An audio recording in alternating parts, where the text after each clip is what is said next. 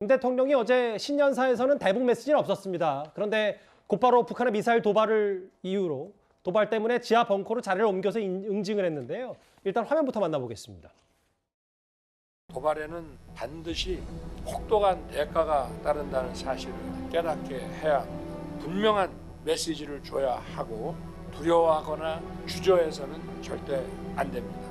전쟁을 대비하지 않는 분이라고 하는 것은 있을 수 없습니다. 우리가 평화를 얻기 위해서는 압도적으로 우월한 전쟁 준비를 해야 됩니다. 남조선 괴뢰들이 의심할 바 없는 우리의 명백한 적으로 다가선 현 상황은 전술 핵무기 다량 생산의 중요성과 필요성을 부각시켜주고 나라의 핵탄 보유량을 기하급수적으로 늘릴 것을 요구하고 있다고 하면서 사실 오늘 윤 대통령 신년 인터뷰 핵심 내용은 이거였잖아요. 네. 미국과 핵전력을 한미 공동으로 기획 연습하겠다. 미국도 상당히 긍정적이라는데 이거 북한으로서는 어느 정도 위협이 되는 겁니까?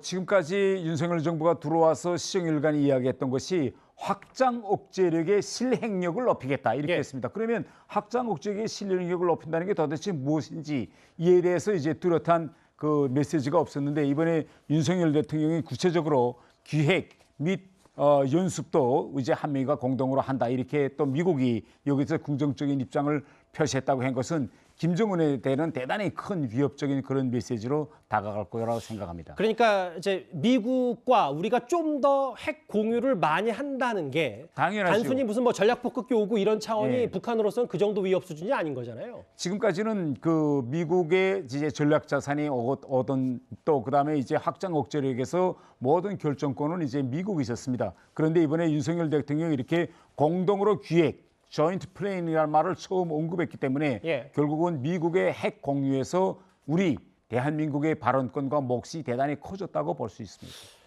물론 집권 여당의 현직 국회의원이기도 하시지만 북한 전문가이시기 때문에 제가 이 화면에 이 질문도 같이 드릴게요. 최근에 태 의원님이 여러 인터뷰에서 지금 북한이 뭔가 윤석열 정부의 비례성 원칙, 바로 무인기 두세 대 보내는 거에 약간 덫에 걸리고 스텝이 꼬였다라는 말씀하셨는데 근데 사실 어제 제1야당 당대표는 이 안보 상황 얘기하면서 동네 깡패도 아니고 사람 패가지고 억압시키는 게 좋은가라고 비판했어요. 태 의원님 개인적으로 이 발언 어떻게 들으셨어요? 저는 이건 안보에 대한 기초 상식도 없는 이런 발언이라고 저는 생각하고요. 우리가 한반도에서 전쟁을 막자면 북한 김정은 정권에게 뭘 보여줘야 하냐. 북한 김정은 정권이 한반도에서 전쟁을 치를 능력이 없고 현재 북한의 군사 구조에서 취약한 점이 대단히 많다는 걸 김정은이 알게 해야 됩니다. 그런데 지금 북한 구조를 보면 밑에 사람들은 김정은에게 지금 현재 북한이 어떤 것이 취약한 걸 말을 못해요. 무서워서. 화가 내고 이러니까. 그런데 이번 올해 들어와서 사람 자르고 뭐 이런 것까지 그렇죠. 포함해서. 목이 날아갈 것 같으니까. 그런데 이번에 윤석열 대통령이 들어와서 맞대응 전략을 취하면서 우리가 계속 맞대응을 하니 김정은도 가만히 있을 수 없어서 북한에서 가지고 있는 전쟁 수단들을 몇 번 가동시켜 봤습니다. 가동시켜 봤는데 아까도 이야기했지만 전투기, 폭격기 동원했어요. 안 되는 겁니다. 자, 군사위성 한다고 해서 쏴봤는데 사진 조악합니다. 또 그 외에 이번에 무인기 이거 진짜 우리가 우리는 좀 계속 대응이 미숙하긴 했잖아요. 근데 무인기는. 물론 우리 미숙한 점도 드러났지만은 처음으로 우리는 휴전선을 넘어서 북한의 무인기를 들여보내 봤습니다. 그러면 이러한 걸 자꾸 우리가 북한을 찔러봅니다. 그러면 찔러보면 볼수록 김정은도 몰랐던 그런 전쟁 준비와 관련한 취약점이 한두 개씩 계속 드러나는 겁니다.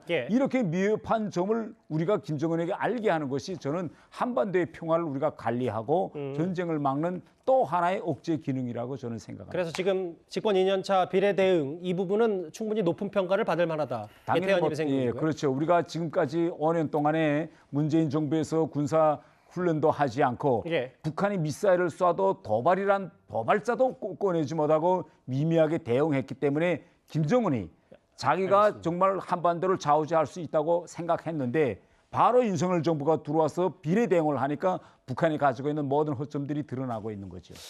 한미 핵 전력 공동 연습까지 언급한 윤 대통령 얘기. 새해 벽두부터 지금 남북이 강대강 대치기 때문에요. 저희가 태욱 의원과 함께 긴급 대담 형식으로 지금 현안들을 하나하나 살펴봤습니다. 태 의원님과는 여기까지입니다. 잠시요.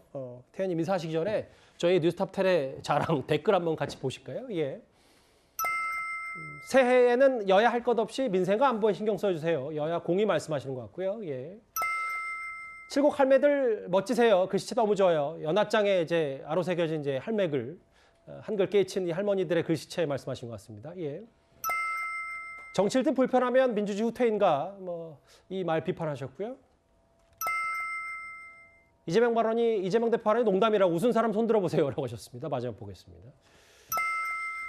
한동훈 장관이 사용하는 단어도 평범하지 않다. 예, 알겠습니다. 댓글 5개까지 만나봤고요. 오늘 안보 이슈 관련해서 태 의원님과는 여기서 인사를 드리겠습니다.